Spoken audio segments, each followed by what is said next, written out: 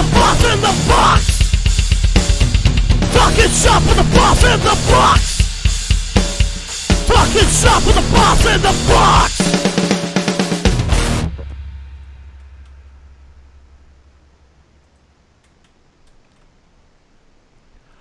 Oh, hello there, ladies and gentlemen.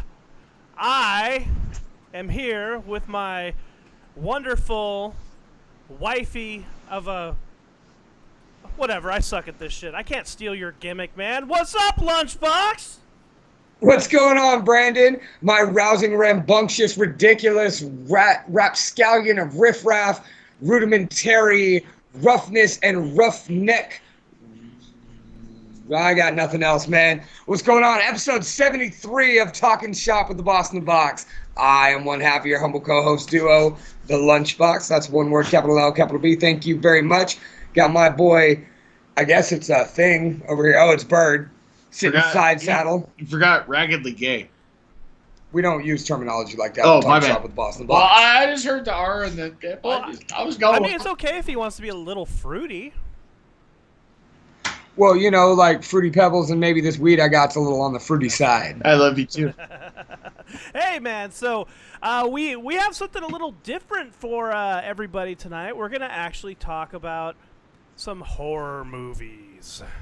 So, oh, and before we get to that, I just want to cover a little piece of business that you might not know about, Mr. Lunchbox. So apparently our wonderful Undertaker episode that we actually had fun recording and putting out there for everybody, we got flagged on YouTube. No shit. We got flagged by none other than ex-WWE musician Jim Johnston. No shit.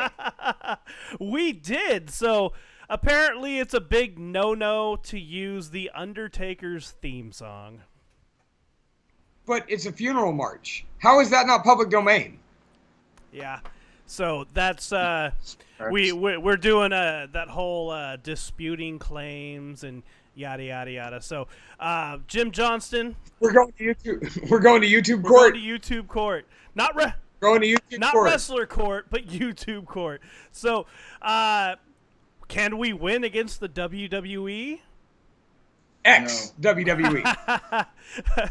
Jim Johnston is no longer employed by the company. We have a fighting chance. We do have a fighting chance. So I just thought that was rather entertaining. I put forward my best foot in order to dispute the claim for public domain purposes. So we'll see what happens there. I will keep everybody updated in the loop. But we have been flagged by ex-WWE's Jim Johnston. So that was cool to wake up to when throwing some videos up on the YouTube. And by the way, if you're watching us on video now, it's probably a good idea to head over to YouTube and go check out the stuff that we upload there. I'm already doing reaction videos for movies, music, and so on and so forth. Mr. Lunchbox here. What are some things that you think you're going to plan to do to contribute to the YouTube? I plan to do some beer reviews as my new profession as a beer representative affords me the access to quality beers that most people just don't have, and affords Bird access to quality beers for a low price of showing up at my house. And consume them. Bird's drinking on a Kern River Isabella Blonde tonight. I also was volunteered by my co-host on that side of the screen to do some motivational videos and maybe throw a few things out there that would help people pick up their spirits, maybe help people see a little bit of silver lining in the clouds, as it were. That's right. Some positive mental attitude, ladies and gentlemen. And we all need that from time to time, especially for what is going on in the world today. Absolutely. I just want to give a quick shout out to Elliot Feld, an old friend of mine. He's popping in the chat. And a big hello to Mike Vanek for joining us. He is our talking shop with the Boss in the Box third party individual. He's Don't boo Mike Vanek. No booing Mike Vanek. Because Mike Vanek from 209 Promo is the official promotions director for Talking Shop with the Boston Box. That's right, ladies and gentlemen. Metal Mike Vanek has joined the team, and we will be uploading some bonus episodes of After Hours of Talking Shop with the Boston Box that we filmed last week after Mike Vanek's drunk ass wanted to share a few things. So we got something cool for you. But that's in the past. We're in the present. And presently, we have a couple things on our plate. Hello, Heather. Waving at Brandon's beautiful, wonderful, amazing, talented, and Hi, Heather. super hot girlfriend. Hey, she's not my girlfriend. She's my fiance. Get it right, man. We'll turn around, fiance, and say hi. Bird, shut up. Sorry. This is why I don't allow people over when I'm podcasting. That's true. Wait. So is it going to turn into Talking Shop with the bird, the boss, and the box? It might. It's possible. It might. I am interested to see his reaction to Shiloh and Trent. So, as I was starting to say, not only are we discussing some of our favorite horror movies that, well, they're kind of comedic and not really horrifying in any way, we also have a list that each of us have compiled of non-horror movies that, when you break it down, are fucking terrifying. Oh, man. I have some concerns. Like, I reached out to you in text message, and I'm like, hey, man, I have a feeling you and I are going to cross paths on these lists a lot tonight. I'm curious. I am curious to find out if that's going to happen. But our feature presentation tonight is going to be our first ever watch-along of the Street Fight in the hallowed halls of Strummers in Fresno, as Blacklist Pro Wrestling presents Strummer Slam, main evented by Shiloh Greaves in a blood feud with Toxic Trent, both friends of the show. Oh my God! Okay, yeah. So, like, it's going to be fun. Please, everybody who is chiming in, we got some people watching us. Oh, hello! We actually have one of the participants in the street fight that we're showing in a little while. Mr. Toxic Trent himself is in the chat. What's up, Toxic Trent? I guess Mr. Shiloh Greaves is not man enough to join us tonight for the podcast. I'm not going to speculate on the manliness of the ignorant Shiloh Greaves or not. He may or may not pop in. He might be working his day job, or night job, as it were, for all we know. But if he decides to stroll on in, love to hear what he has to say about it. So he asks, what has more blood, the horror movies y'all watched or the street fight? And I'm going to go ahead and say, oh, that's a tough one, man. I'm going to have to say the horror movies, but I think the street fight is going to be oozing some blood. Now, mind you, Mr. Lunchbox here has actually called the match in person as a live commentator. I have not seen this match. Nor have I watched it since calling the match. I made it a point to not watch it because I wanted my genuine reaction. I want those memories to come flooding back, and I wanted Brandon's genuine reaction. Baby gates, bro. God damn it. Bird's tromping around my house with a buzz on, and he just racked himself on a baby gate. I think I lost the left nut. It's cool. You ain't using it anymore. Well, that's true. I've already got two. One kid per testicle. That's it. Well, hey, why don't we jump right into our scary movies here? And what do you want to do? You want to do the comedy, or do you want to do the movies that are not horror but should be? I would rather start with that side of things because honestly, I struggled with the comedy side of things. But most importantly, that's right. Cracking it open, my friend. I've got my favorite, ginger ale and Jameson. I am drinking on one of the beers I brought into Freshville today. That's right, ladies and gentlemen, Freshville in Los Banos, the corner of Ward and Pacheco. The only place in town that your old buddy Lunchbox has free reign of the beer cave. So come on in, talk some beer. Let me send you with something great, like this Santa Maria Tappet Crazy IPA. That's right, ladies and gentlemen. Okay, so we're gonna jump right into the movies that are horrifying but are not horror movies. And, dude, I'm going to go first on this one.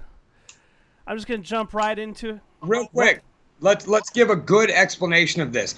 These are movies that you watch mostly as a kid that you might they scared the fuck out of you, but they were not billed in the horror genre.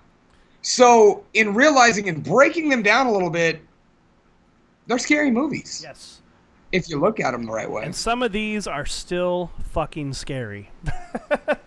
So starting off, like, some of you may look at this and go, what? But for me as a kid, and even now, like, I still get really uneasy watching the movie. This movie on my list of scary... Whoa! Wake up, my friend. I'm getting there. All right, so this movie on the list of movies that aren't scary but should be... Or, wait, I get that reversed. Anyways, doesn't matter. The movie is E.T. Okay. Like, dude. Justify. So, just the way the movie progressed throughout, and just the sounds that E.T. made throughout the movie, like, even if you weren't paying attention, like, you were just kind of doing your thing, when he's just kind of getting scared and he's running around going,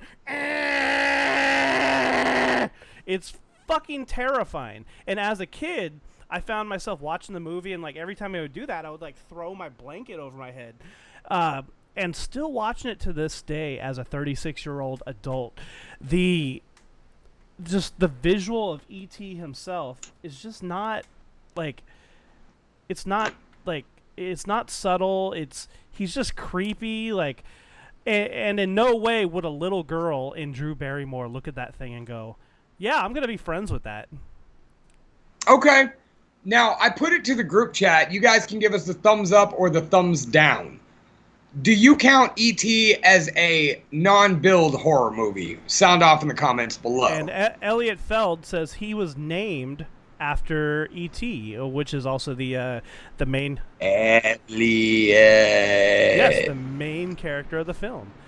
See, I'm not alone. Michael Vanek says, I cannot watch E.T. It wigs me out. No, I get how it wigs you out, dude. Like, this creepy little fat creature kind of waddles around with his long-ass neck, has telekinetic powers, and then is hunted down by the government as an experiment, and then uses said telekinesis to help Elliot fly, and then eventually lifts off and goes away after almost dying. I don't know if I can co-sign this one, though. Ouchie. Ouch. Okay. So that is my first pick in this category. Like, I don't have any real justification other than that. The fact that E.T. is creepy, the sounds they made was creepy, and it just wasn't believable. Fair enough. All right, so Fair what enough. do you got for me, sir? All right, I'm going to go ahead and start off with one that is going to be way out of left field, but bear with me. Okay.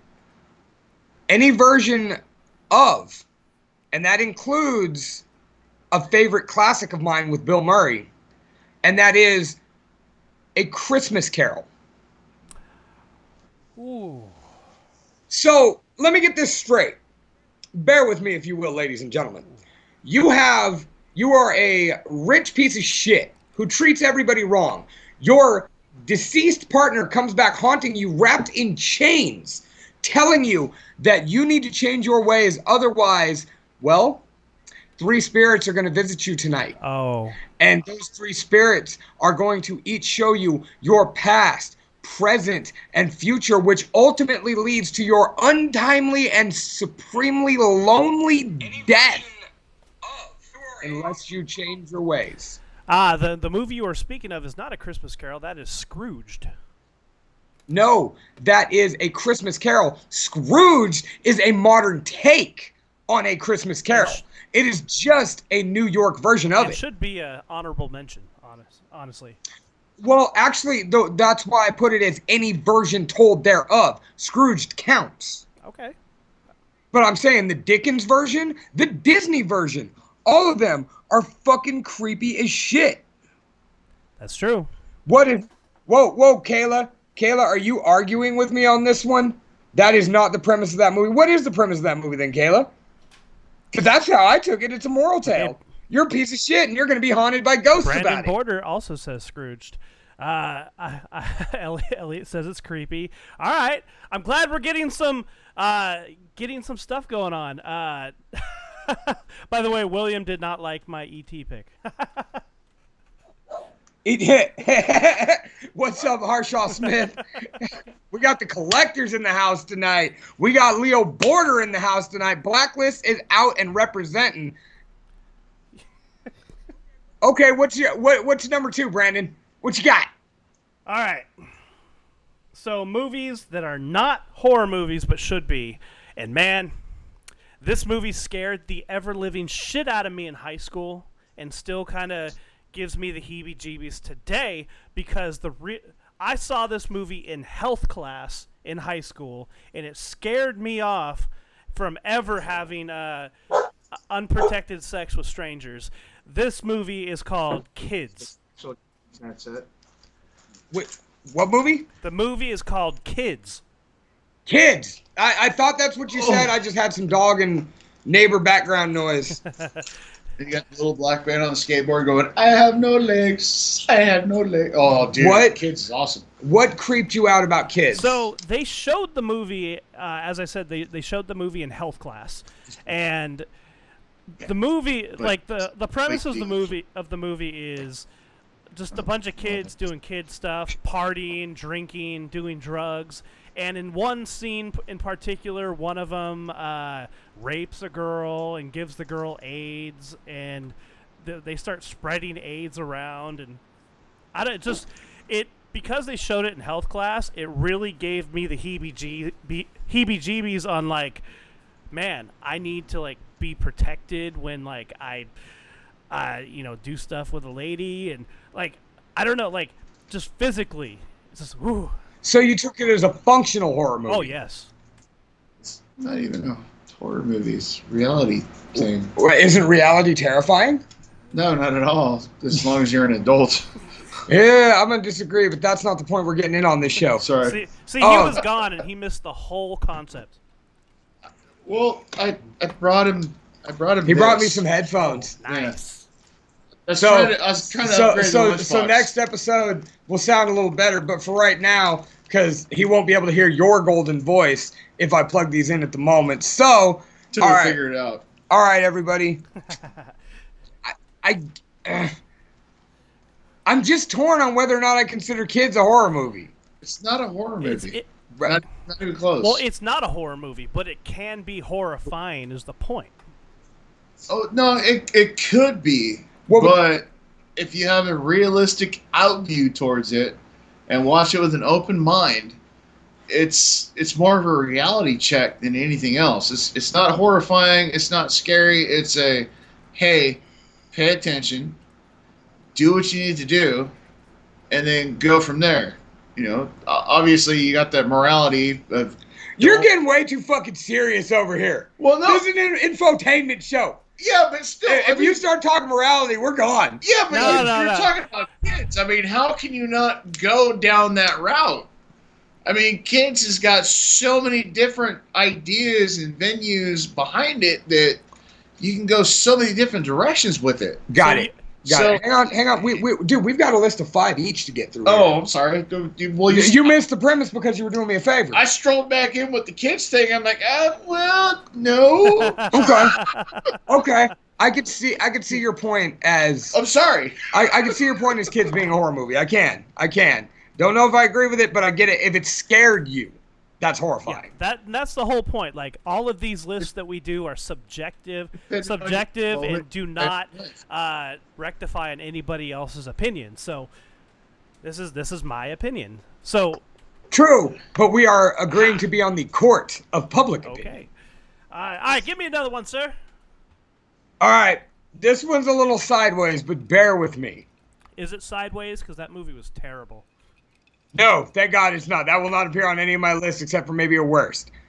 Other than an honorable mention, apparently. Sleeping Beauty.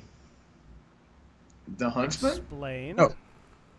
Okay, so Dude, Maleficent's terrifying. Think about this. The king and queen have their first child, the heir to the throne. Okay. A witch shows up, and because she was snubbed and not given an invite, she curses this child to prick her finger on the spindle of the spinning wheel and die. The fairies work a little bit of okayness to where she only falls asleep, but instead they try to stash her so she doesn't wind up in that time frame. Lo and behold, fate has it. She pricks her finger on the spindle of a spinning wheel and falls into a deep sleep. In order to save her, her boyfriend has to fight off a horde of goblins, a bunch of thorny bushes, and end it all with a dragon. But have you seen Maleficent? That movie was dope. That movie was dope. Just saying. I mean, you got two stories to each side, right? And Maleficent's a horror movie all day. Well, yeah, absolutely it is. So then is the original a horror movie? Well, this is a common society thing. It's a common societal deal you have going on. You got the right, the left, and then you got the straight. So which one's the straight and narrow? Which one's this skewed perspective? Which one's that skewed perspective? So you got the Sleeping Beauty side of it.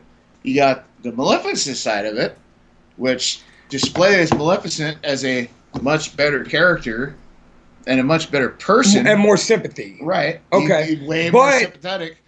But you take that's not the discussion. No, it's not. But, I mean... Brandon, I didn't know we had a guest tonight. This is the day and the age. He showed up. I'm sorry. Man, you got to pay your bounce. You got to pay your bouncers better, man. I don't have any money or bouncers. I am the bouncer when I show up, but that's part of the problem. So, all right. So what do you think? I shall bow out now. Can you get on board with that, Brandon? Sleeping Beauty is a horror movie. On concept alone, yes. On execution, no. Okay. No, concept and execution, yeah, definitely. Yeah. Do you drop the animation? Sorry. I'm sorry. Let my co-host talk. I'm going away. My bad. No. Sorry. No, I've been bad bird. No, that's all I had to say was in concept, absolutely. Like on paper, but the way they executed it was so frilly-dally throughout the whole thing, and it didn't portray itself to be scary. Up until it did, though. Like, think about the creepy music of the scene when she's walking up the tower to the spin, when the light is pulling her up that deep, dark, ominous tower. That.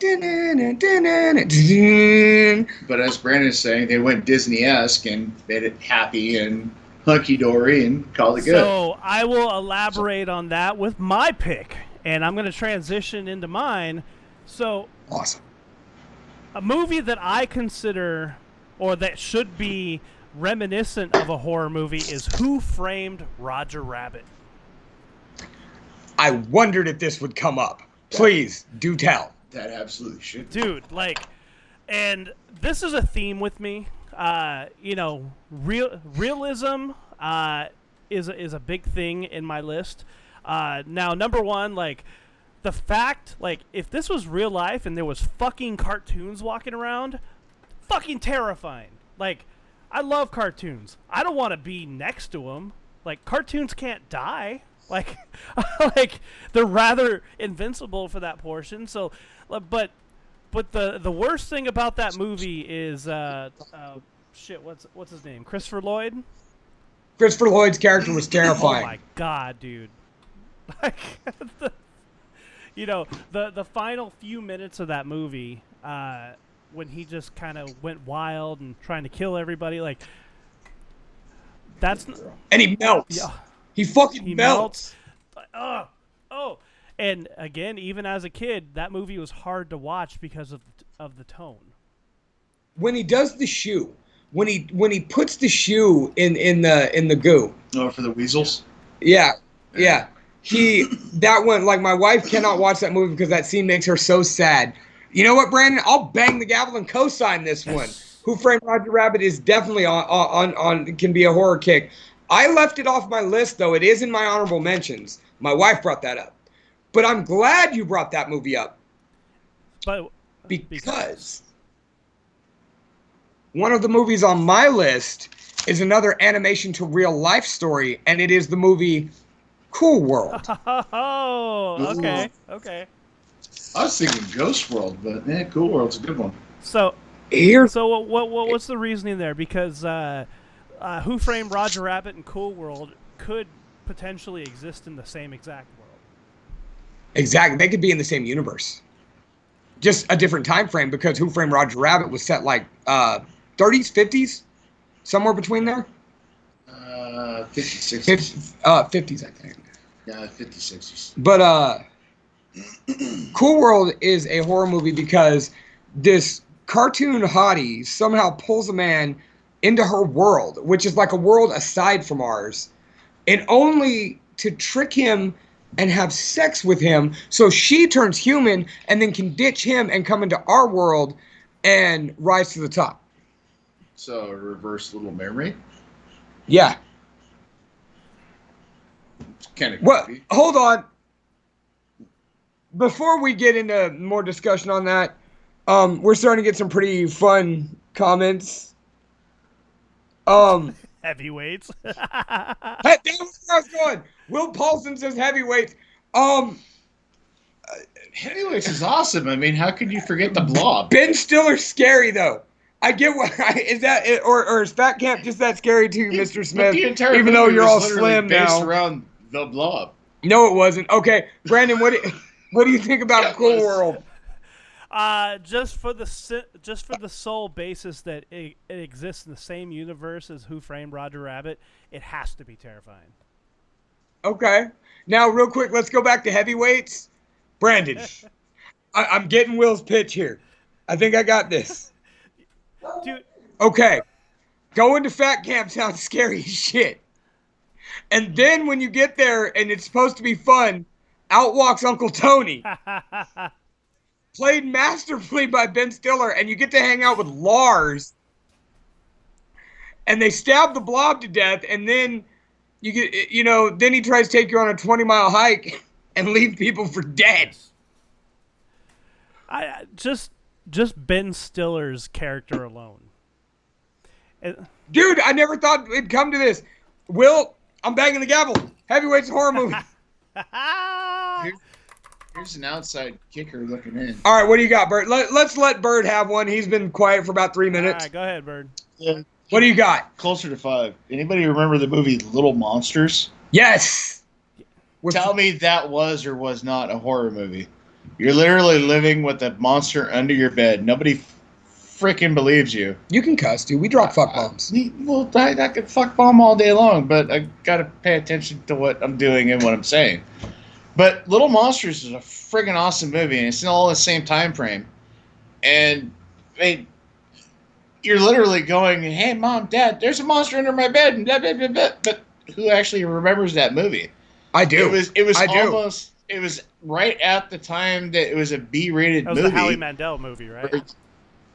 No, it was a Howie Mandel movie. And actually. Fred Savage. Yes. From the Wonder Years. Yes. It was Howie Mandel, Fred Savage is right about the same time that What's His Nuts came out with Briscoe County. Yeah, I remember all that. Bruce Campbell. Let's stay on target here. Oh, yeah. Bruce Campbell came out with Briscoe County. It was all in the same era. But it all sits right about the same time frame, where you're literally sitting and living with a damn monster under your bed. Nobody believes you. And, I mean, how is that not freaking horrifying? Well, because he was cool, though. He was cool, but it's still freaking horrifying. What do you think? Nah. I gotta go with an honorable mention on that one. I got you. Really? You want to talk about honorable mentions that should be horror movies? Drop Dead Fred. Oh yeah. Okay. No question. Yeah, I'll give you that one. Drop Dead Fred's a good one. That is an excellent honorable mention. I see cobwebs. Oh my god. That movie is a mind trip. You think John Leguizamo's Pest was like a mind trip? Drop Dead Fred just took it on acid. John Leguizamo's Pest was good because he literally was a fucking pest. Freak was a little bit better-ish. Freak was awesome. But that, once again, definitely not horror. But all right. Hang on. Same time frame? We have lists in a street fight to get to. I'm sorry. We didn't plan on having a third guest. Yeah. Mike Vannick's usually our third wheel. I can't help it. I just can't help what I do. All right, so my next pick is maybe a controversial one, maybe in the Little Monsters realm here, but this is Jim Carrey's The Mask. Nah. I loved that Will mentioned that like 5 minutes ago. He mentioned Mask. Mask is a completely different movie. Yeah, completely different. Do you think he might have crossed them? Well, he'll probably speak up. It's possible, but Mask was, 87, 88, and The Mask was 92, 93? Yeah-ish. But, yeah, totally different movies. But, Brandon, please, give us your synopsis of Mask as a horror movie. The dark undertones of the entire movie, if they took out just certain aspects of the movie, like some of the comedic aspects, the whole movie would have been a horror movie. The premise alone is the mask. The mask derives from Loki, the god of mischief, and whoever puts it on becomes their wildest inhibitions, right? So Jim Carrey puts it on. He becomes this hilarious cartoon character who is a romantic and yada, yada, yada, yada. However, when you put it in the hands of somebody who is evil, then evil happens and bad things happen. And we kind of saw that throughout the movie. And, just to go a little bit further outside of the movie, the comic books themselves are just bloody and bad and just violent. Like, The Mask itself has a universe of being a horror movie itself. The movie The Mask with Jim Carrey was it was going in that direction. Unfortunately, we got those shitty sequels. I tried not to even watch, and a cartoon. Don't forget the cartoon. The cartoon was fantastic. No, it wasn't. I'm still stuck on Mask. Oh no, Will was talking about Rocky Dennis. Okay, just making sure. So, but yeah, that's my terminology for The Mask. I think it should have been or could be classified as a horror movie. Okay, I could see that, especially with Dorian at the end. Like you said, the evil thriving for a second there gives you a glimpse of how it could really go wrong. And that's go ahead. I'm sorry. And that's most horror movies. You get a real glimpse of how fucked up it could really be versus how fucked up it actually gets. Except zombie movies. That's the whole premise. Yeah, man. And I will go on a ledge and say this is the only movie Cameron Diaz has looked fine as fuck in.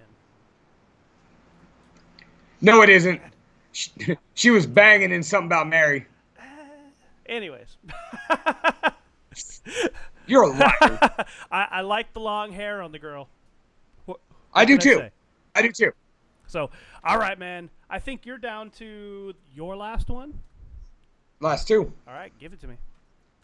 We keep getting it as an honorable mention, so I'll go ahead and throw it in there because it is on my list. Charlie and the Chocolate Factory. There you go. No doubt. That's not an honorable mention. That's a true horror. Exactly. That's on my list. Like other people were saying honorable mention. No. That's on my list. It's number 2 only because my number 1 had a bigger impact on me. Yes. So it's dude, once again, what explanation is needed? Creepy dude invites a bunch of kids to his chocolate factory with the premise of somebody's going to get a lifetime supply of chocolate. Yeah, that sounds healthy right there. And then all of a sudden there's all these weird contraptions and kids start falling in rivers and getting sucked up tubes and shit. Fucking blowing up to the size of fucking giant blueberries. I guess it'd be the shape of blueberries and the size of like earth balls. Fucking kids getting shrunk, almost floating up into ceiling fans with fizzy lifting drink. And so on. And so on. How is this not? And the boat ride scene alone is what takes it right into that perfect mode. Even though we'd already lost a kid, that was what made it bad. I feel bad for Augustus Gloop. I think his death gets overshadowed because he was the first one, then the creepy boat ride happened. Like, nobody thought it was fucked up that the fat kid went up a pipe. That was 2 kids. Yeah. No, that was one. Dude, and Sure.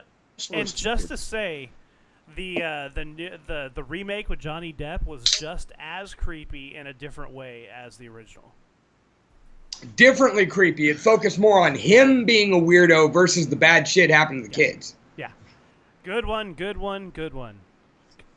Focused more on Johnny being more of a pedophile. But Yeah. That's my opinion. Which is horrifying. he All right, he Brandon. channeled his inner Michael Jackson. With chocolate. And then some. You just wait for bubbles to pop out on his shoulder at some given time. Harshaw Smith says, did we mention any Peter Pan movie, especially Hook? Oh, you know what? Hook is... I get it, man, because that's more a suspense movie. That's like Taken with Never Never Land. Shit. Like, I get it, dude. Hook is far and away the best Peter Pan canon movie out there. No fucking hands down. End of discussion. So what you're saying is the modern day version of Taken.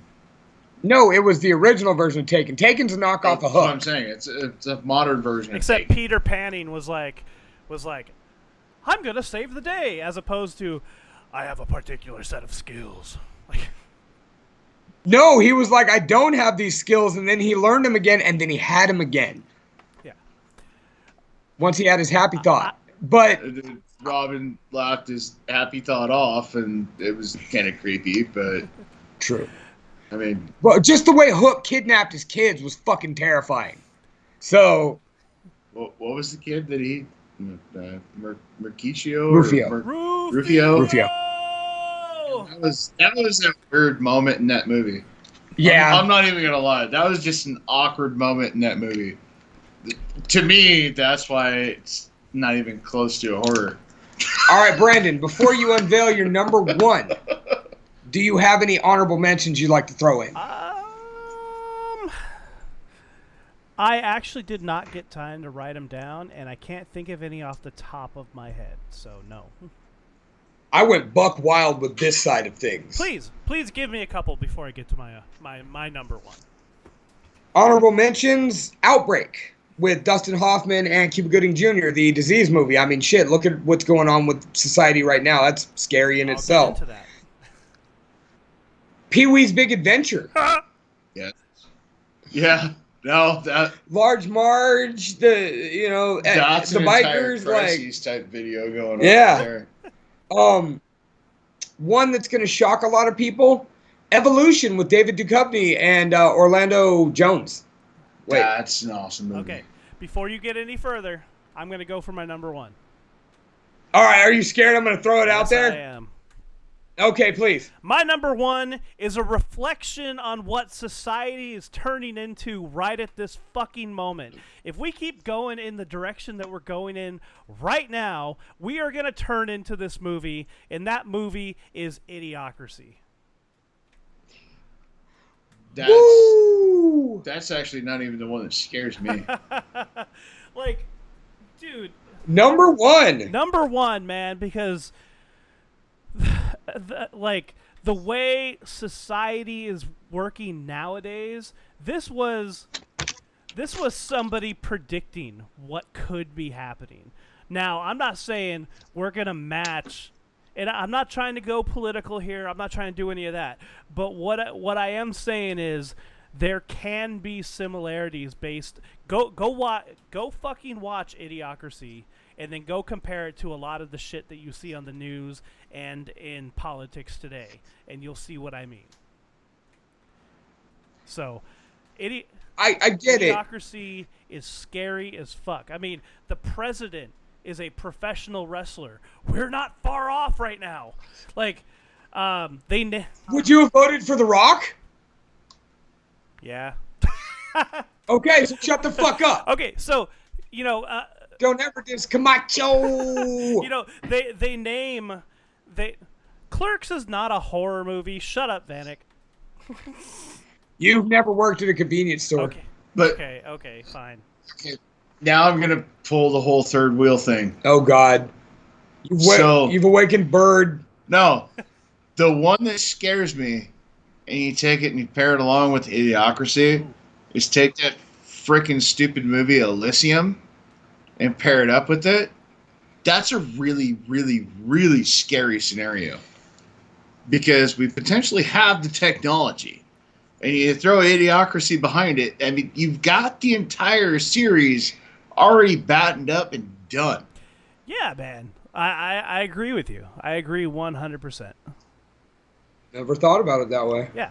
Huh. No, you take them and pair them up. It's really scary. I think that's going to be a project this weekend. All right, give me your number one because I could go on tangents about this, but we just don't have the time. So give it to me. All right. Before I give number one, I'm going to give my final honorable mention, and this honorable mention was either going to be number one or not on my list at all. The Wizard of Oz. Oh yes. Need I say more? It's terrifying from the beginning when you've got the old hag stealing her dog. There's a tornado that throws her house into the air. She wakes up in a land full of munchkins with her house falling on a witch, and apparently now she's in a vendetta with this other witch who, there's creepy trees and flying monkeys, and then you get there and the big bad dude that you went to go see, it's all a fraud. Are you just doing this because I'm here and I was born in Kansas? No. You sure? I'm going to vote you're a dick. It's well known that I'm a dick.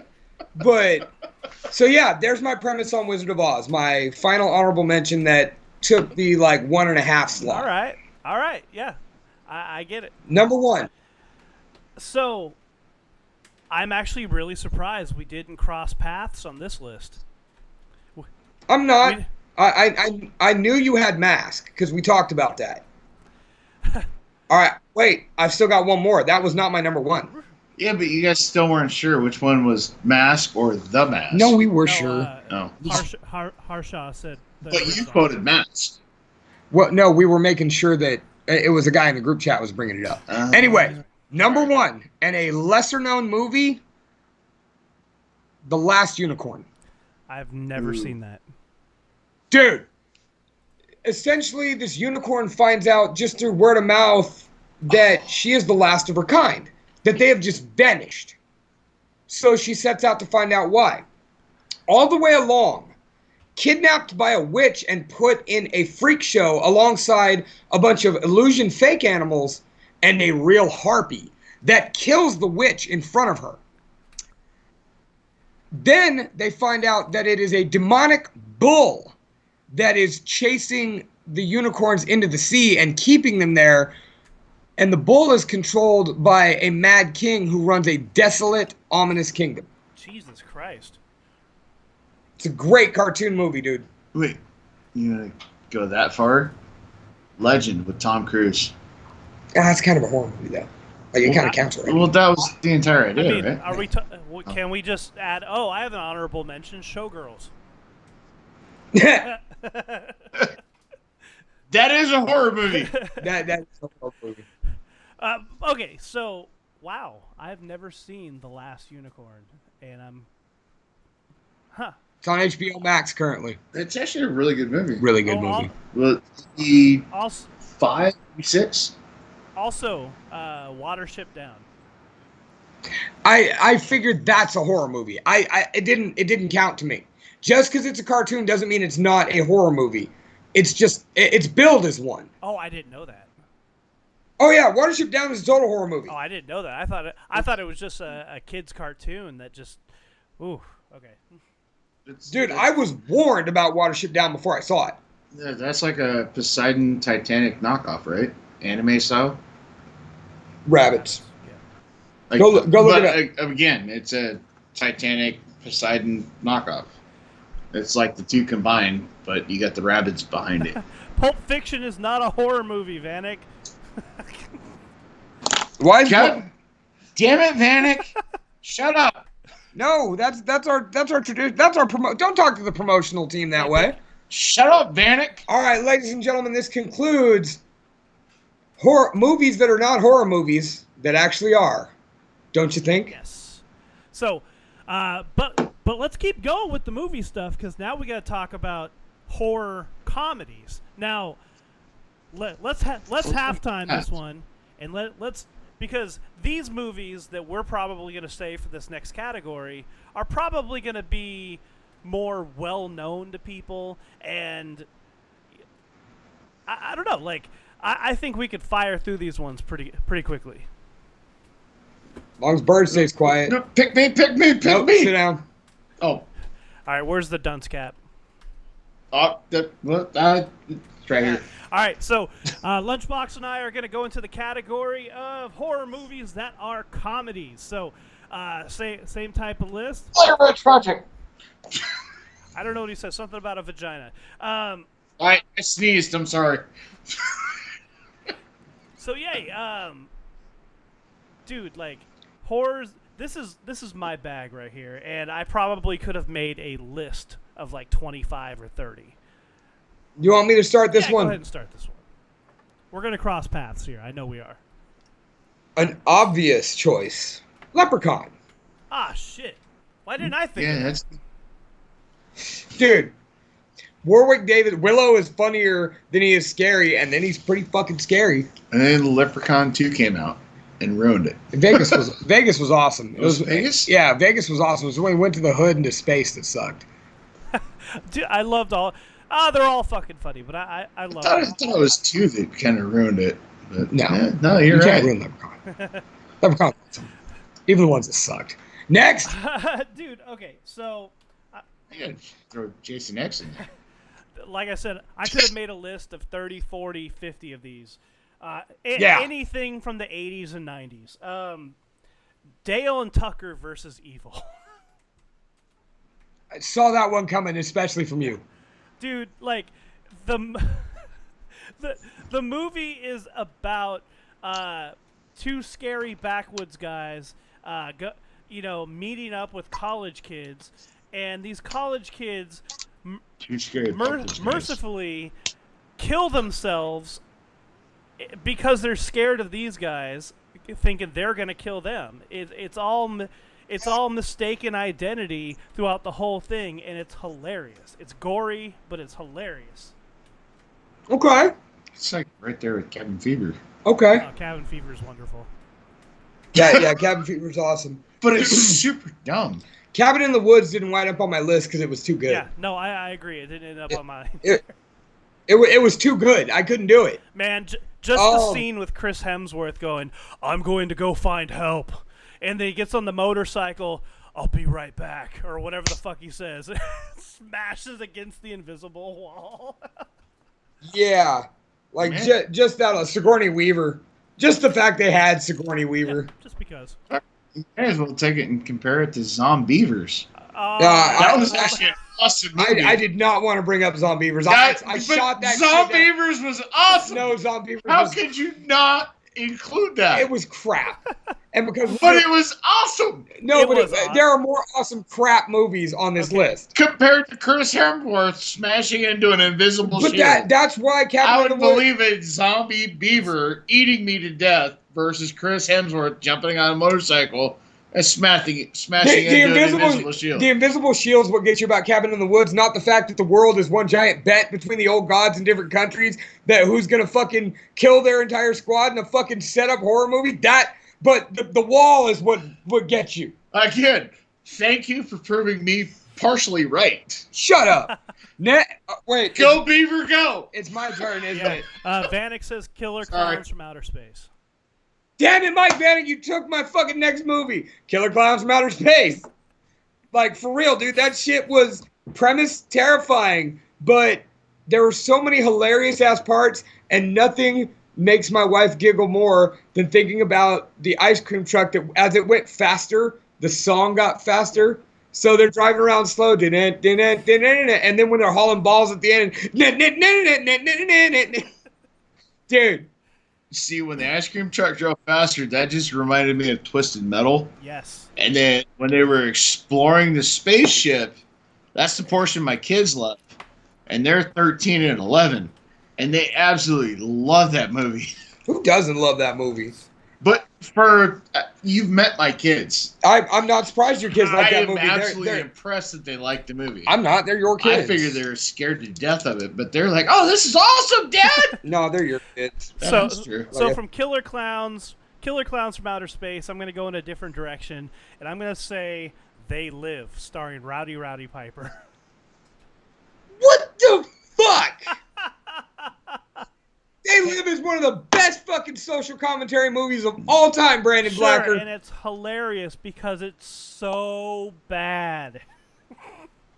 No, it isn't. Okay, are you trying to tell me a street fight in an alley that takes 25 minutes is not hilarious? The fight was funny, and the best line of "I have come here to kick ass and to chew bubble gum." Hang on. And I'm all out of bubble gum. Hang on. A street fight that lasts 25 minutes, and you've watched Boondock Saints 1 and 2, I'm sure.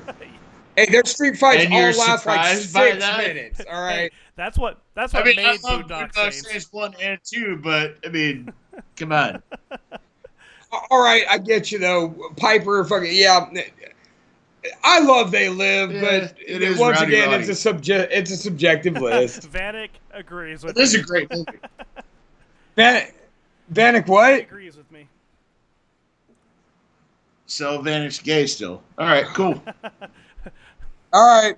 Hi, Vanek. We do not condone the comments from our guests. Oh, I'm sorry. Yeah. Hi, Give me Vanek. another one, Lunchbox. Lake Placid. Oh, that's an awesome movie. As a comedy? It's a comedy, dude. Come on, dude. It's comedic horror. It's supposed to be a horror movie, and it's mostly just Betty White telling people to fuck off and leave her gator alone. That shit's funny as fuck. Shit, you're right, huh? No, he's harmless. Here, watch. Let me show you how I feed him 10-pound bass. You know what? It's a great You know movie. what's even worse than that, though? Lake Placid 2 and 3. But the discussion is not bad. It's what horror movie missed the mark and became a I comedy. know, but I'm just saying. That would be 2 and 3. That would be like comparing No, Sharknado because to no, Sharknado 5. No, they tried to be funny with that. And by the way, Like I said, I will be surprised if Sharknado makes this list because that's just a given. Oh, it's not going to. all right, let's see what you got. All right, I'm gonna go with Elijah Wood's Cooties. I never saw it. So, That's not a bad movie. but it's hilarious. It's not a bad movie. So basically, Elijah Wood comes back to town, takes up a substitute teaching job at an elementary school, and some food companies, I forget what they mixed in, but they accidentally mixed in some bad shit that into the chicken nuggets and like chicken products. So like, imagine if somebody like poisoned a bunch of Foster Farms bullshit. Okay. So these kids at the school start eating these chicken nuggets for their school lunches, and everybody starts turning into a bloodthirsty like zombie monster dead thing, and just starts trying to eat and kill everybody in the school, including all the teachers and whatnot. And also Rainn Wilson and Elijah Wood are awesome in the movie. Okay, I'll have to check that out. So, long story short, it's a reverse version of Substitute. No. Yeah. Whoa, that's a No, different it really is. that's a different genre crossing. No, all the way it's not a together. different genre. So you take the substitute, he's controlling the class, he's got military experience, blah, blah, blah, blah, blah. And then you throw it into the food side, and then throw it across the classroom, all of a sudden you got complete and total complacency. Now you have total control. Okay, can we cross it with the secretary? Because that would be cool. Absolutely. We'll do it. I hate you people. And this is why unknown ad-libs and... Where are you going with this? Anyways, hey, Lunchbox, give us a movie, sir. I'm hoping more people on this list have seen this than I'm guessing. Yeah. I'm Bird. I don't matter. The movie done by Brother Lynch Hung. Now Eat. No. No. No? No. Dude. No. So Sacramento's favorite original horrorcore rapper from the Garden Block is cursed by a witch to eat what he kills. Now, and of course, we all know Lynch is a bloodthirsty motherfucker. So as Lynch kills people, he has to eat them. And it's scary in premise, and it's so badly shot. Well, it's all B-rated. And so, dude, it's C+ at best. It's not even C+ B-rated. at best. And, dude, it's great. It's one of my favorite movies to throw on and play drinking games with whenever he drops any certain profanity, however I'm feeling that night. Thank you, Dom. Thank you, Dominic. If Lynch, we played a drinking game where every time Lynch dropped an M-bomb in the movie, we drank. We wound up when they did a scene where he's freestyling at a barbecue, we just chugged 32s of Miller High Life until he stopped. Oh my God.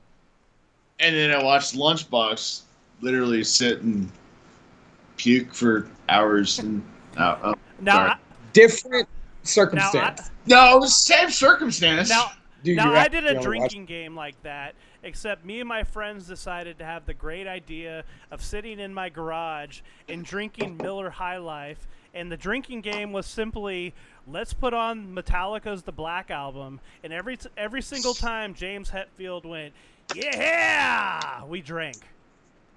Oh, you poor unfortunate bastard. Yeah, no, you happy drunken fucker.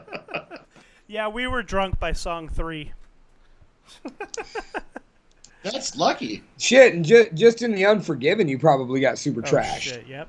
I think that came later. I don't remember, but yeah. Okay. What you got? Shaun of the Dead. Fuck you. Took my last one. You crossing paths. Finally, Crossing the streams. Crossing swords, as it were. Oh, gay? Much? Dude. Ow! Dude, Shaun of the Dead was perfect. Perfect. Oh, it was, but you guys both agreed on it, so that I think it instantly made it gay. It took our number 1. That's put your number 2 up there. So, if you guys haven't seen Shaun, it wasn't Shaun of the Dead. It was the other one that involved Sean and his buddy, where they were. No, not Hot Fuzz. Yeah, Hot Fuzz stuff. That's where I was going. Shaun of the Dead, but they're all alive. All right. Give me that other one, because if you haven't seen Shaun of the Dead, go watch it. If you like any zombie movie, this will bring pure joy to your eyes. Army of Darkness. Damn it, you took my number 1. Yes! That should be a fucking instant number 1. Yes! I don't care who you are. We agreed. Where you are. We agreed on our last 2. That's right. Bruce Campbell in Army of Darkness is this is what B movie is all about. You have the handsome, good-looking, but terrible actor in that movie. For the movie, like, you have terrible practical effects. You have the best one-liners ever. This is my boomstick. If you're not watching a B-rated horror film, you're not watching a horror film. I'm sorry.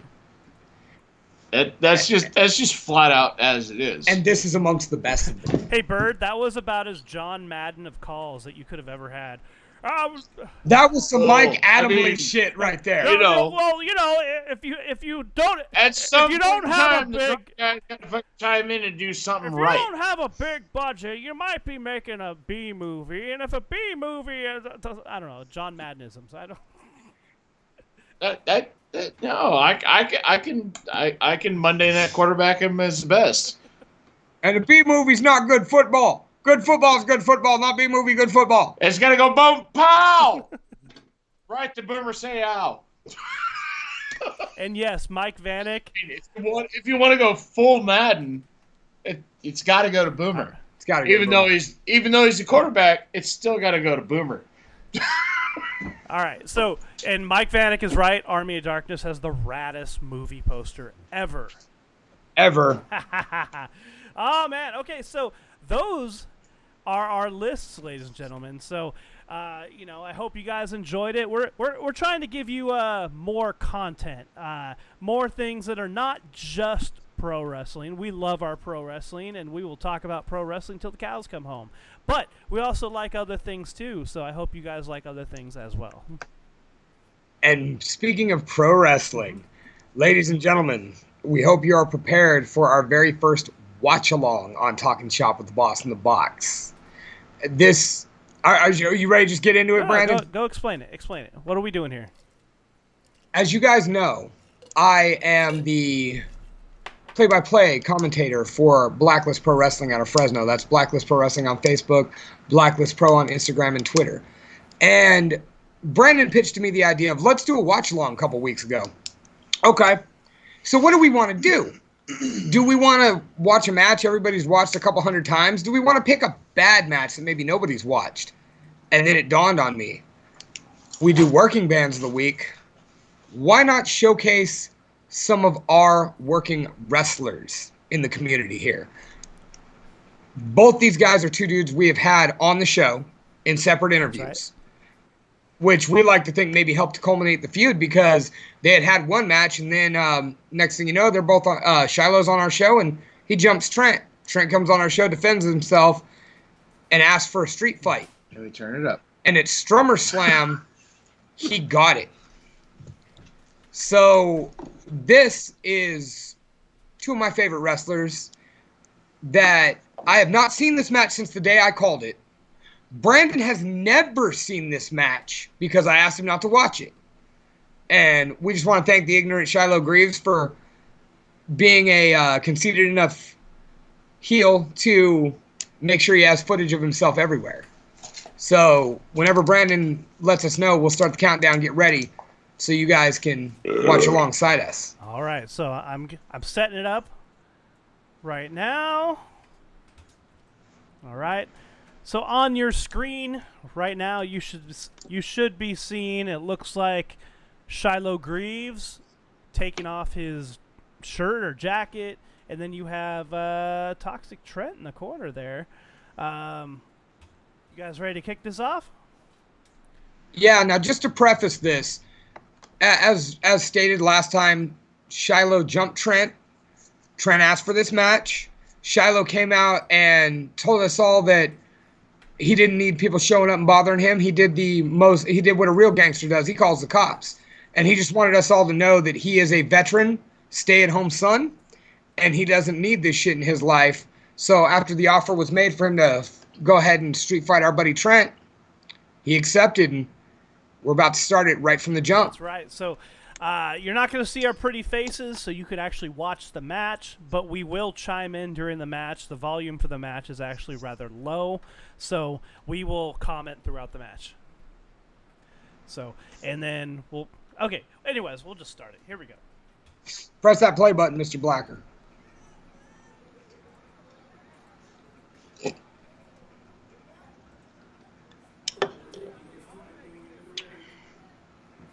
Ew. Now, this isn't professional camera work, so deal with it.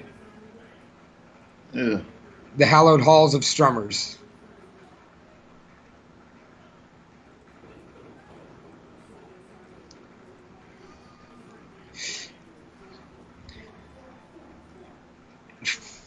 Trent's beating the shit out of him pretty solidly.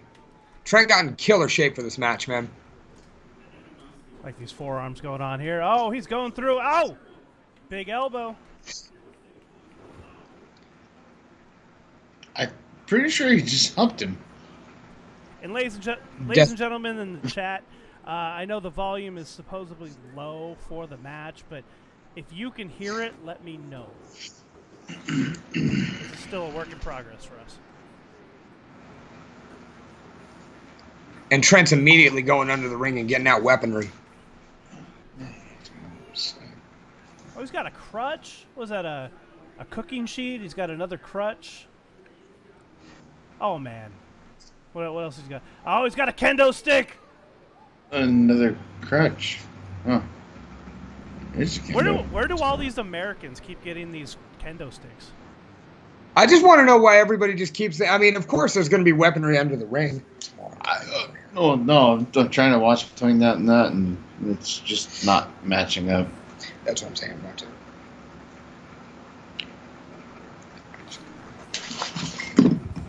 Yeah, I gotta agree. How the fuck did he come up with the kendo stick?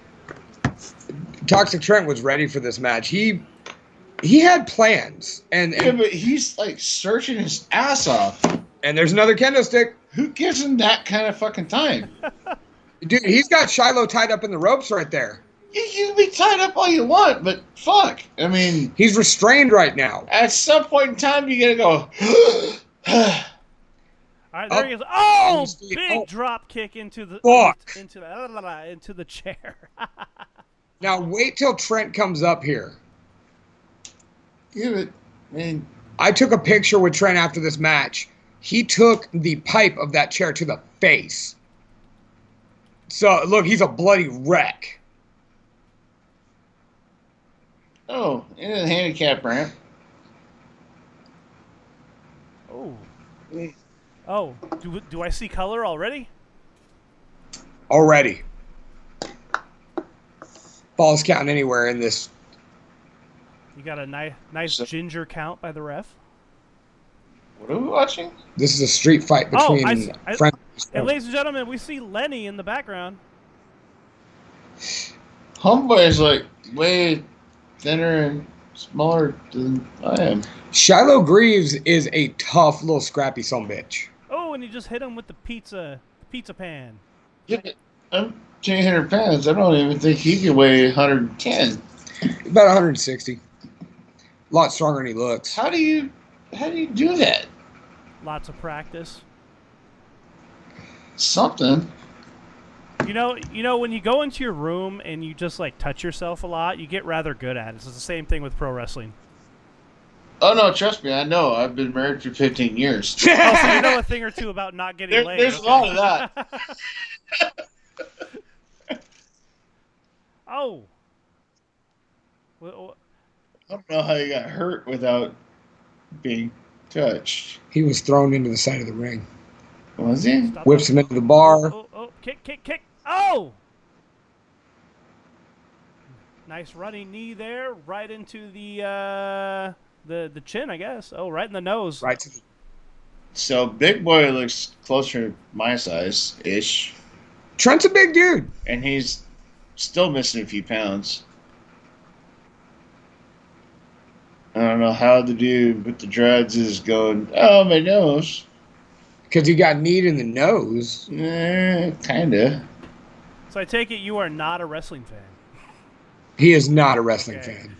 Well, I mean... Oh, he's got the kendo stick. Whoa! I went to wrestling, so... He's flopping around like a dead fish.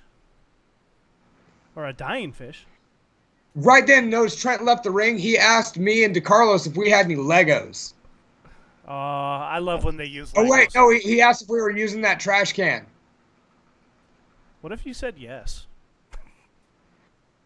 I don't think he'd have cared. I thought about throwing... No. You trash can. Are you using this? No. Go ahead. Oh. And that's where I went. That is horrible, dude. If you've ever been inside of a metal tube or cylinder and had someone clang on it, that fucking sucks. Oh, no. Was he going to do... Oh, no! Oh, drop kick into the garbage can, into the turnbuckle. Does a nice little backward somersault. That's a lot of vibration. Yeah. And I say vibration for a reason. Are you British now? No, it's just a lot of vibration. What, the ring? No, when your head's in the trash can. That's a lot of vibration.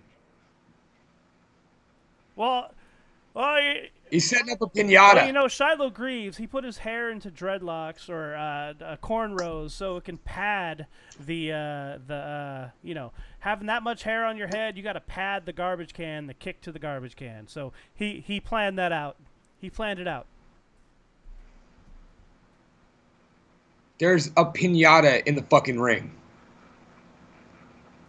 Pinatas, pizza pie, pans. I'm still concerned crutches. about the vibration.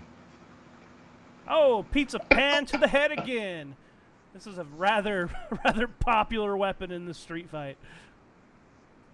They're useful. Fuck, well, they hit hard and they don't take a lot of effort to swing. How do you hit somebody with a pizza pan and then hit the rope, though? All right. Cover. I mean, No, just but 2 count. how much energy does it take to hit somebody with a pizza pan? It doesn't take a lot of energy to hit him with a pizza pan. Yeah, but so how do you hit somebody with a pizza pan Got a, and then hit the rope? so he's picked up the WWE Universal title, The Universal title was floating around that night at SummerSlam. and he's holding it like he owns it.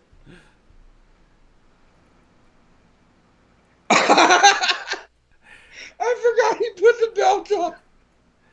He's got a child's belt around his waist.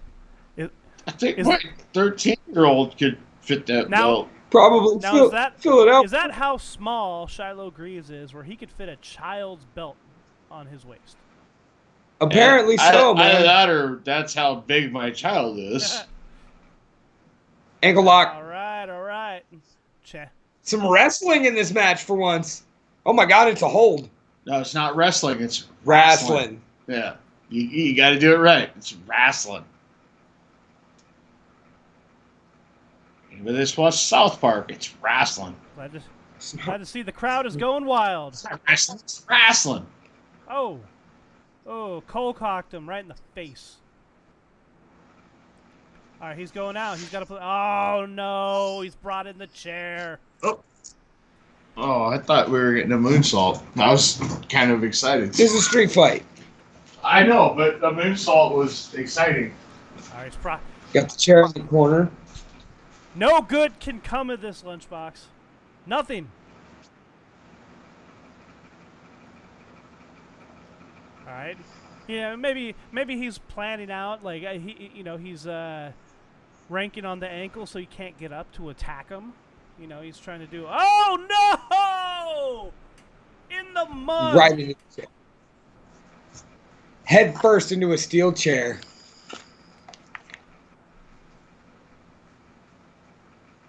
Oh man, he's hurt. He's hurt. He's crawling. What's he got? He's got. Oh, Legos! Lego. He's got the Legos.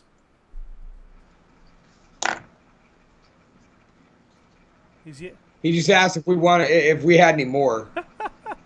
Yeah, let me run the Toys R Us real quick. He asked us again. He's like, "You guys got any more Legos?" We're like, "Nah, dude. I'm fresh out. I didn't bring any." He just ran off to KB Toys. Which there still might be a KB Toys in Fresno. And he's back. It's okay, Fresno's a little behind on the times. He's got the Millennium Falcon. Oh no. Oh no. Mike Vanek says, this match is better than anything on Raw or SmackDown. I will have to agree with that. This match is better than most things ever. He shoe-whopped him. He's beating him with his shoe like his mama whooped his ass with a shoe. So, if he was Hispanic, would it be a chincala? La La chancla. chancla, I'm sorry. Thank you. Yeah, Chicana would be like Portuguese. Dude, he's got a socked foot. And, he DDT'd his foot into the pile of Legos. Nothing is worse than stepping on a goddamn Lego. Let alone a whole box worth. Oh no. Oh, belly to back. Oh. Oh, you can see the indentations on his back. He's still bleeding out of his head. Well, if you guys don't know Toxic Trent, he just bleeds all the time anyways. Like, he'll just be at home reading a book and he's bleeding. And he starts bleeding. Wait, what does he have? Oh, he's got the piñata. Now the question is, does it have candy? And does it have Tootsie Rolls? I want a Tootsie Roll. Oh, kick to the belly. Oh. Guess we're going to find out. Oh, no. Is he going up? Standing on the middle rope. Shiloh's recovering. Oh! Right into the piñata. And the crowd is going wild. That's one. The crowd's going after the candy. That's one way to rejuvenate a crowd, by giving them free candy from a headshot.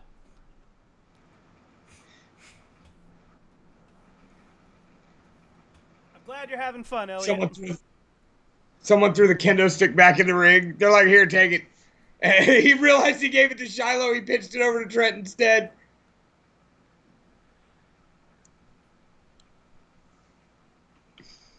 All right, Shiloh Greaves stalking the ring. Toxic Trent's trying to recover. A nice right hand. Yeah, that's good. There's the front row mafia right there. My boys, I see it every show. That's the best thing about Strummers is they fight at the bar all the time. Is that Strummers? Yep. Oh, well, no wonder why we have the COVID virus. Bartender. He's pouring the cheap shit in his face. No, that was the bottle of Goose, dude. Who wastes a bottle of Goose? Still wondering why that fucking bar looked familiar. That's the hallowed halls of Strummers, sir. That's where I do some of my best work. See, and that's payback because when Shiloh Greaves invaded Trent's last match, Shiloh was up there drinking vodka out of a water bottle the whole time, invading my commentary booth, being a dick. So this is his comeuppance. Bitch.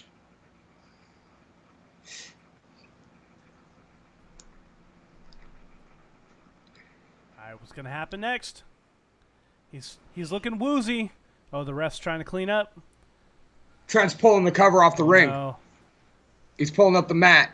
Expose that wood.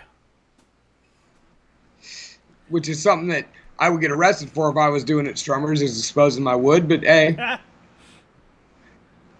Not if you consider being hung like a fucking titmouse. I don't have that problem. Liar. I mean, can we... Hey, I'm at least like a swamp rat, all right? Can we talk about what a titmouse is? I mean, is it shaped like a tit? I mean, would that make a dick small? I'm confused by that statement. Well, let's pay attention to the greatness in the ring here. All right, so, you guys spent quite a bit of time out in the woods. Are we giving stars at the end? Vanek, we're not fucking Dave Meltzer. Fuck Dave Meltzer. A titmouse would be an understatement. Oh, here we go. All right, we got some wood. Ladies and gentlemen, we have wood. Oh, he's up on the top rope. We have wood of the titmouse. I mean, That would just be called an eraser. Oh. Oh, no, Oh. no. Shiloh escapes. Wait. Oh, it's spear. We got genitals in the face. Oh, and the ref took a fucking Toxic Trent Toxic Spear. And there's fucking Mr. Blacklist himself. You may see him looking at our comments, Mr. Brandon Border. He's trying to break through. Oh! DDT square on the wood.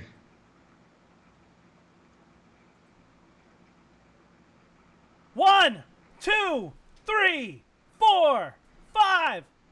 1, 2, 3. 7, 8, 9. And ladies 10. and gentlemen, your winner of this street fight is the ignorant Shiloh Greaves. That dastardly bastard, man. Pulled one out again. God. You know what this makes me miss? It really makes me miss ZAE. W. Well, no, they had ZAE, ZAW, but it makes me miss that. I do too. But man, this was an honor, privilege, and pleasure to call. I hope you guys are enjoying this match. Enjoyed this match as much as I did. It was really fun to watch. Look back on this shit. Yeah, especially from a camera angle, as opposed to like sitting in the back. Like I wasn't there, so but you guys are like in the back, so like. I'm on the stage. On the stage, is your view obstructed? Were you able to see everything okay? Perfectly. Like, as he's crawling up the ramp, I'm about 10 feet off to right. There's my wife. There's me. Right over here at the table. See. The only obstruction he currently has would be my head. And right next to me, the highest and flyest commentator, Low Keys. All right. Well, hell, man. Shiloh was just over the moon about that match, man. He was so happy to come back with a victory after that whole bad last year he had that we discussed on our episode with him. Now, correct me if I'm wrong, but don't they have a rubber match? Because didn't Trent pull one over last time? Nope. Oh, okay. This is the last time they've met. Trent got one. Actually, Shiloh got the first one.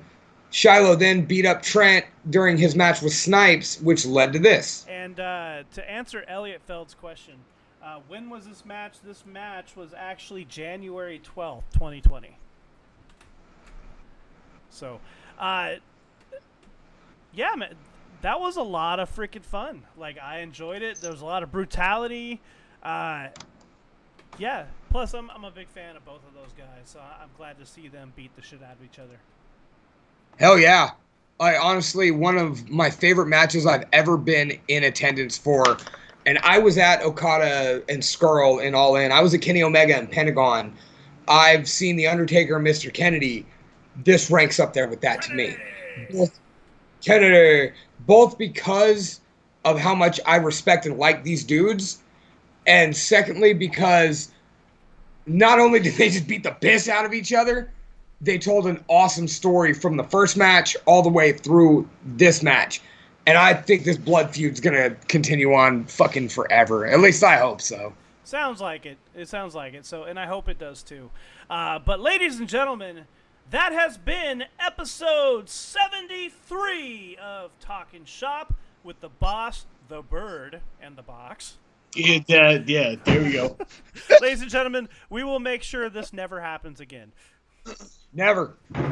I will lock my doors. Yeah, no. We need to make sure this does not happen again. Thanks for joining us. If you like the content, please let us know. Go subscribe to our YouTube page. We're going to have all sorts of new material. You could find this video episode, and past video episodes, as well as our React channels and, beer reactions and ratings and whatever Lunchbox wants to do and whatever else, because we're going to be adding lots of content to our YouTube page. Just go to YouTube and type in Talking Shop with the Boss in the Box. You could do it. I believe in you. Yeah, the gash on your head was fucking gnarly on that, Trent. Thanks for joining us tonight, by the way. And I'm sorry I ruined the show. You didn't ruin the show. You added color. It's just one of the, just like Trent bleeding all over the place. Wait. Some color. I added color? Yeah, just like Trent bleeding all over the place. How did I add color? You got to learn the wrestling terms, son. Oh. So, y'all can find me at the Almighty Lunchbox on Instagram, Loser Lunchbox on Twitter, Dave Usry's the personal Facebook. Slide up in my DMs, shoot me a friend request, watch me shitpost, and hopefully I make you laugh. You can find this show at Talking Shop with the Boss in the Box on Facebook. Make sure you join the Talking Shop with the Boss in the Box podcast discussion group where we shitpost memes, Simpsons shit, video games, topics to this show, and all the other bullshit we want to. You can also check out some of the action you just saw at Blacklist Pro Wrestling. That's Blacklist Pro Wrestling on Facebook, Blacklist Pro on Instagram, Blacklist Pro on Twitter. Brandon, what about you? Sorry, I'm sliding in your DMs. All right. You can find me at The Real Brandon Blacker on Instagram. You can find my band Suburban Paranoia on all social media platforms under Suburban Paranoia and SuburbanParanoia.com. Like he said, go find us on Instagram at Talking Shop with the Boss in the Box. Also, go find our friends Norman Skinner. He's over at MetalMessiahRadio.com. Go check out Omar Rodriguez over at KSKQ for the metal mixtape. And check us next week for episode 74. So go check out the Facebook and Instagram to figure out what we're doing next week. One last thing before we go. Also, don't forget to check out our brother and promotional department at 209 Promo Co. That's Mike Vanek. If you're a wrestler, a band member, an artist, or if you just want someone to be your hype man, call up Metal Mike Vanek at 209 Promo Co. That's right. So thank you for joining us. We will see you next week on Talking Shop with the Boss in the Box. Thank you very much, ladies and gentlemen. Good night. Bye.